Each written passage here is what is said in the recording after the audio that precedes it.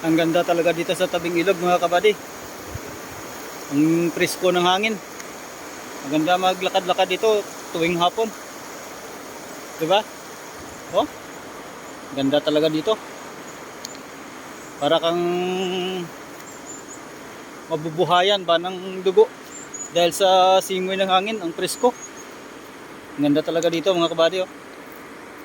Yan. Diba? Oh.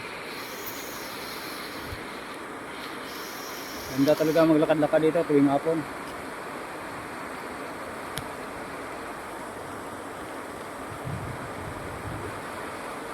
Kaya kung gusto niyo mga kabady, punta kayo dito, malakad-lakad kayo dito. Napakaganda ng simoy ng hangin. Ang presko.